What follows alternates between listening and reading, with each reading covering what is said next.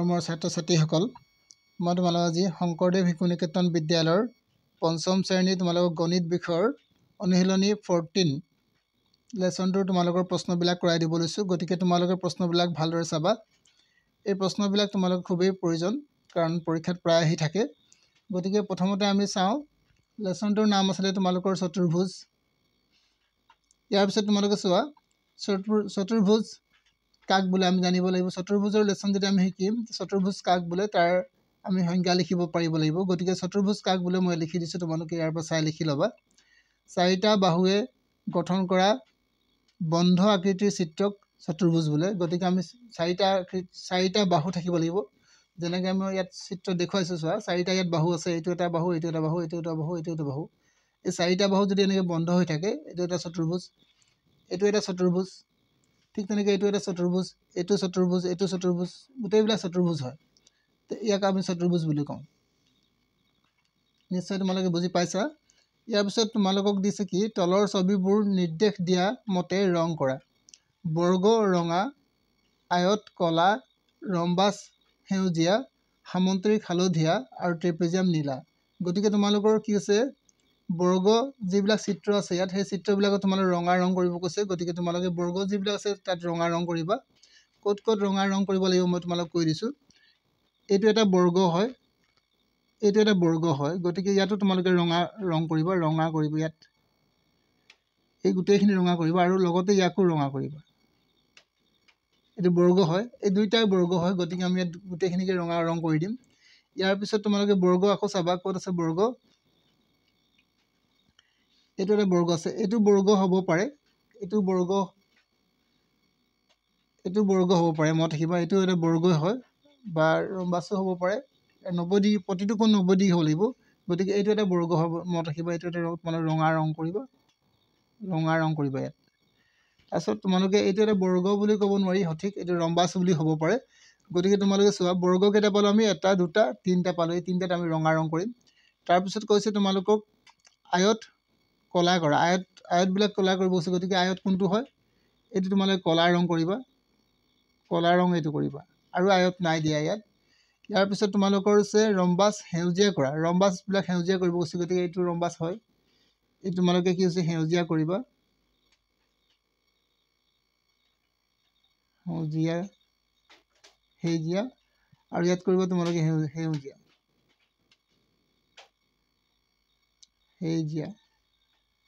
সেউজীয়া।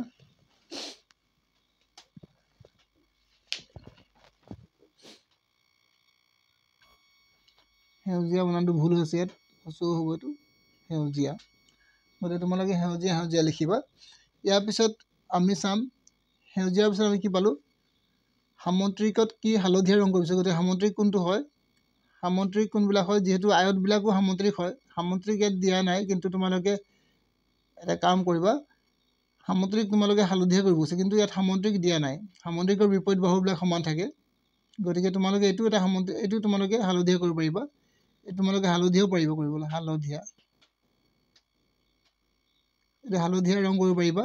আৰু এইটো তোমাৰ হালধীয়া পাৰিব, এইটো তোমালোকে হালধীয়া কৰিব পাৰিবা, হালধীয়া ৰং কৰিব পাৰিবা।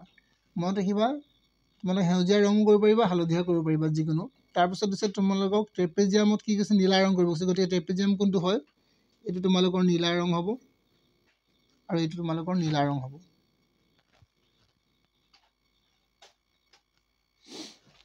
এই চিত্ৰবিলাকত তোমালোকে ৰং বোলাবলৈ কৈছে। ৰং বোলাবলৈ আমাৰ পৰীক্ষাত প্ৰায় নাহে, আমাক কৈছে সুধিব, প্ৰশ্ন কিছুমান সোধে, সেই প্ৰশ্নবিলাক আমি উত্তৰ চাম। এতিয়া কি কি প্ৰশ্ন পৰীক্ষাত আহি থাকে, খুবেই ইম্পৰ্টেণ্ট। তোমালোকৰ 4th ইউনিট পৰীক্ষাত এইবিলাক প্ৰশ্ন আহিব পাৰে, 4 নম্বৰ গোট পৰীক্ষাত। গতিকে চমু উত্তৰ দিয়া চতুৰ্ভুজৰ বাহু কেইটা থাকে। আমি জানো যে চতুৰ্ভুজৰ বাহু কেইটা থাকে, 4টা। গতিকে লিখিবা 4টা বাহু থাকে। চতুৰ্ভুজৰ বাহু কেইটা থাকে, 4টা। চতুৰ্ভুজৰ শীৰ্ষবিন্দু কেইটা থাকে, ইয়াত আমি গম পাওঁ শীৰ্ষবিন্দু কেইটা থাকে, 4টা থাকে। চতুৰ্ভুজৰ বাহু 4টা থাকে আৰু চতুৰ্ভুজৰ শীৰ্ষবিন্দু থাকে। চতুৰ্ভুজৰ কোণ কেইটা থাকে, মনত ৰাখিবা, কোনো 4টা থাকে। তোমালোকৰ এই 3টা প্ৰশ্নৰ ভিতৰত এটা প্ৰশ্ন আহিব পাৰে। গতিকে গোটেইকেইটা উত্তৰ ইয়াৰ কি আছে, 4টা আছে। ইয়াৰ পিছত তোমালোকে নেক্সট প্ৰশ্নবোৰ চাবা। আয়তৰ প্ৰতিটো কোণৰ মাপ কিমান ডিগ্ৰী থাকে মনত ৰাখিবা আয়তৰ প্ৰতিটো কোণৰ মাপ 90 ডিগ্ৰী থাকে 90 ডিগ্ৰী থাকে 90 ডিগ্ৰী থাকে লিখিবা ইয়াৰ পিছত তোমালোকে লিখিবা সামন্ত্ৰিকৰ কিমান জোৰ সমান্তৰাল বাহুত আছে সামন্ত্ৰিকৰ কিমান জোৰ সমান্তৰাল বাহু আছে মনত ৰাখিবা দুজোৰ আছে মনত ৰাখিবা ইয়াত লিখিবা তোমালোকে দুজোৰ সমান্তৰাল বাহু আছে লিখিবা দুজোৰ সমান্তৰাল বাহু আছে দুজোৰ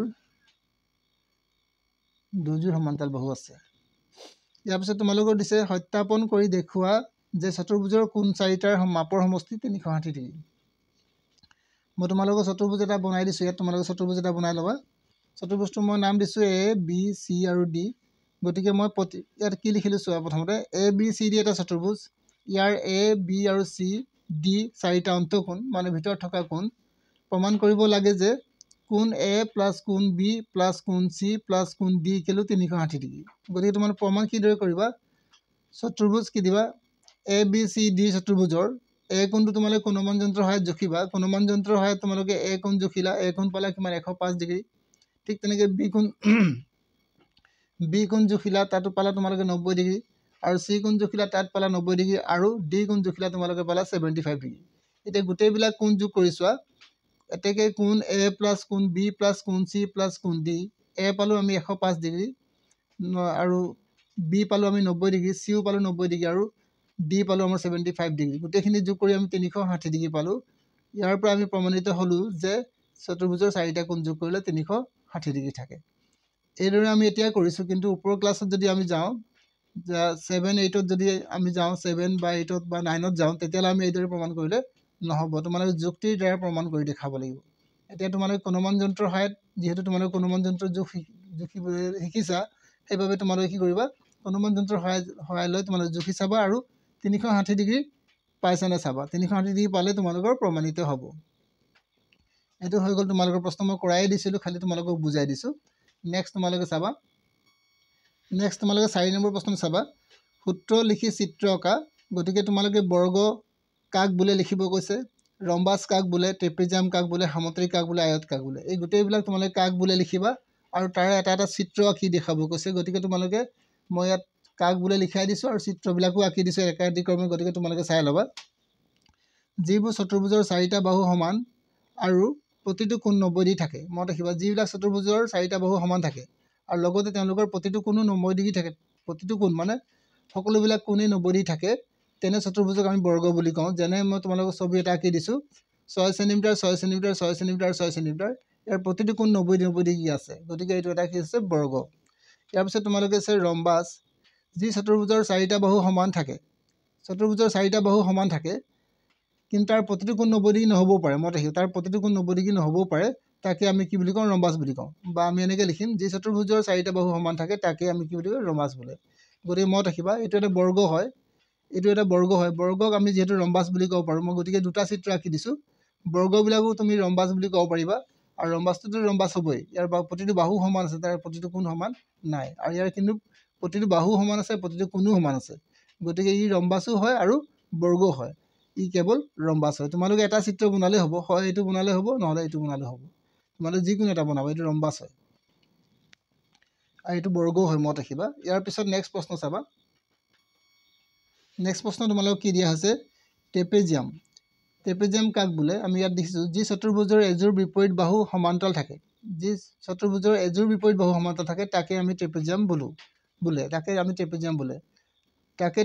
বোলে গতিকে আমি ট্ৰেপেজিয়াম আমি ছবিটো দেখিছোঁ এইদৰে ট্ৰেপেজিয়ামৰ ছবি আঁকিব পাৰিবা এই বাহু দুটা সমান আছে ইয়াৰ আৰু এই সমান্তৰাল আছে এই বাহুটো আৰু এই বাহুটো ইয়াৰ সমান্তৰাল আছে কিন্তু এই বাহু দুটা সমান্তৰাল নাই এতিয়া চোৱা সামুদ্ৰিক কাক বোলে যি চতুৰ্ভুজৰ দুযোৰ বিপৰীত বাহু সমান আৰু সমান্তৰাল থাকে তাকে আমি সামুদ্ৰিক বোলে মনত ৰাখিবা সামুদ্ৰিক কাক বোলে যি চতুৰ্ভুজৰ দুযোৰ বাহু মানে এই বাহুযোৰ আৰু এই বাহুটো সমান্তৰাল থাকিব এই বাহু দুটা সমান্তৰাল থাকিব তাক আমি কি বুলি কওঁ সামুদ্ৰিক বুলি কওঁ ইয়াৰ পিছত তোমালোকে পাবা আয়ত যি চতুৰ্ভুজৰ দুযোৰ বিপৰীত বাহু সমান আৰু প্ৰতিটো কোণ মাপ 90 ডিগ্ৰী থাকে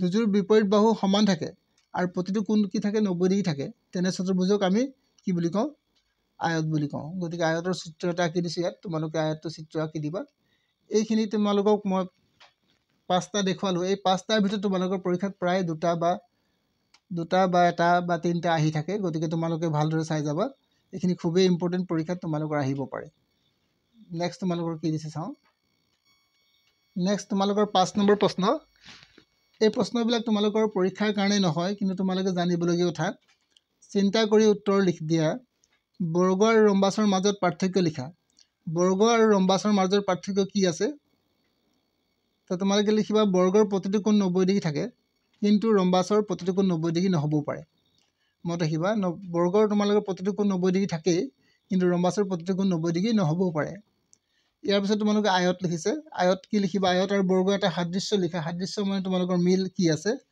আয়ত আৰু বৰ্গৰ প্ৰতিটো কোণ 90 ডিগ্ৰী থাকে মত ৰাখিবা আয়তৰ আৰু বৰ্গৰ প্ৰতিটো কোণে কি থাকে 90 ডিগ্ৰী থাকে গতিকে তোমালোকে এইটো সাদৃশ্য লিখিব পাৰিবা আৰু ইয়াৰ পিছত তোমালোকক দিছে ৰম্বাস আৰু সামন্তৰিকৰ বিপৰীত কোণবোৰ সমান থাকে মই উত্তৰবিলাকে লিখিলোঁ ইয়াৰ ৰম্বাস আৰু সামন্তৰিকৰ বিপৰীত কোণবোৰ সমান থাকে গতিকে তোমালোকে মোৰ প্ৰশ্নবিলাক লিখি দিয়া নাই গতিকে তোমালোকে এটা পাৰ্থক্য লিখিবলৈ কৈছিলে গতিকে তোমালোকে মোৰ প্ৰশ্ন উত্তৰখিনি লিখি দিলোঁ এইখিনি খুব পৰীক্ষাৰ কাৰণে ইম্পৰ্টেণ্ট প্ৰায় নহয় পৰীক্ষাত প্ৰশ্নবিলাক তোমালোক নাহে গতিকে তোমালোকে এইবিলাক ভালদৰে চাবা আৰু যদি তোমালোকে মোৰ চেনেলটো ভাল পাইছা বা তোমালোকে চাই উপকৃত হ'ব পাৰিছে তেনে চেনেলটো এবাৰ লাইক কৰিবা শ্বেয়াৰ কৰিবা আৰু ছাবস্ক্ৰাইব কৰিবা আৰু লগতে আৰু এইখিনিতে এটা কথা কৈ থওঁ তোমালোকক যদি ইংৰাজী মাধ্যমৰ তোমালোকক ইংৰাজীৰ বিষয়ে তোমালোকক দৰকাৰ লাগে তেতিয়াহ'লে তোমালোকে মোৰ চেনেলৰ লিংকৰ তলতেই এটা চেনেল আছে যিটো চেনেল তোমালোকে ইংৰাজীৰ বিষয়বিলাক ভালদৰে বুজি পাবা তাত গোটেইখিনি ধুনীয়াকৈ দিয়া আছে গতিকে তোমালোকে এই চেনেলটো চাবা এবাৰ ক্লিক কৰি আৰু চেনেলটো ছাবস্ক্ৰাইব কৰিবা